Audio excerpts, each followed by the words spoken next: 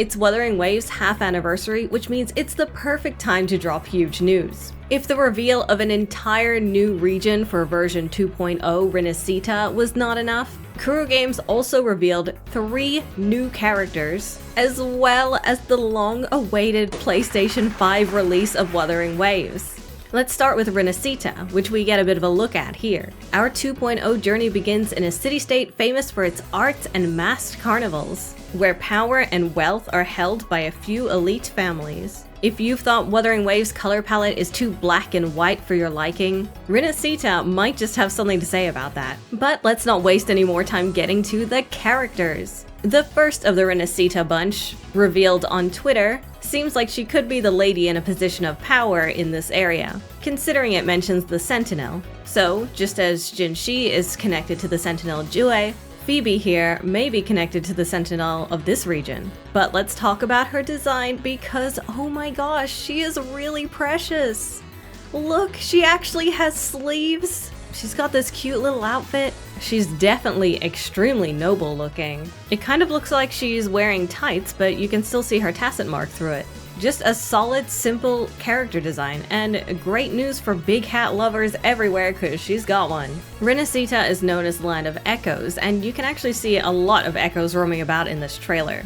But they're not the only things you can see in the trailer. We're first greeted with a glimpse of this brand new character who seems to be using the child model. But unlike the likes of Encore and Verena, her eyes aren't like scarily big, so I'm kind of a fan. Now that is a colorful color scheme. Just like Phoebe, this girl has a thigh tacet mark, and she is definitely dressed for the carnival. And while at first glance it may appear that she's wearing some kind of dress, it's actually just some kind of poofy thing over the top of some kind of one-piece outfit. I don't know, her look is kind of dramatic, but something about it calls to me. It's like she's precious in all the right ways. She's just a little guy. With so many child characters already in Wuthering Waves, hopefully she's got the type of personality that sets her apart from the rest. Then, as a little teaser right at the end of the trailer, we get a sneak peek at a third new character, this woman who can be seen drinking tea. The first thing that jumped out at me is the rib-shaped ribbons she's got going on. That's awesome.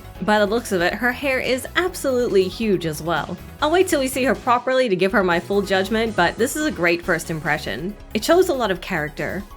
Lina from slightly in the future here. The absolute audacity of Kuro Games to drop yet another character while I was editing this video. Let's take a look at Brant. We've got another guy with a tacet mark on his chest. Mortefi's got some competition. He's got this giant big old hat, and I'm definitely getting some pirate vibes here. He's got a mask on his belt. Is that a sword and a gun? This man is exceedingly colorful, and I am so here for it. I legitimately think this male character design stands out way more than all the rest so far, and somehow in all the right ways. I'm very curious what his in-game model will look like with that big hat. I suppose that huge hats are all the rage in Renacita. I mean, how is anyone supposed to know you're rich if you don't have a huge hat? As far as male character designs go, he looks pretty awesome. So I definitely want to hear opinions about Brant in the comments. Something all of these characters have in common is how upper class they look. These ladies are rich. I'm almost certain that the official names of these characters, as well as the official artwork for them, will come out shortly after this video does. But I've got places to be today, so I can't wait around. And yes, just to reiterate, Wuthering Waves is coming to PlayStation 5. For real. Not just controller support, it's really coming to PlayStation 5. Mark your calendars. Renacita and the PS5 version of Wuthering Waves are coming January 2nd, 2025. And I just cannot wait to explore this new region. There's something magical about exploring a region for the first time and doing all the silly little puzzles that aren't very difficult, and I just can't wait for that to capture me again. I hope this city is a fraction as bustling as it appears in this trailer. But the real question is, which of these 3 new characters is your favorite so far? Who had the best first impression?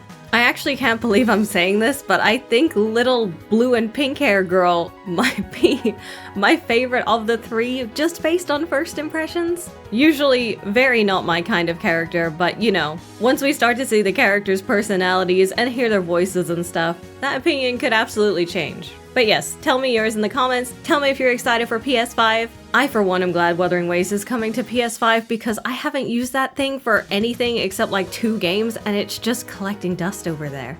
It's a good day to love Wuthering Waves. But it's also a great day to love Punishing Grey Raven, Kuro's other game, because PGR has just announced that it will be catching up every single version with the Chinese version. And I'll tell you all about that in this video, which you can find on my other channel. Seriously, Kuro devs are working overtime right now.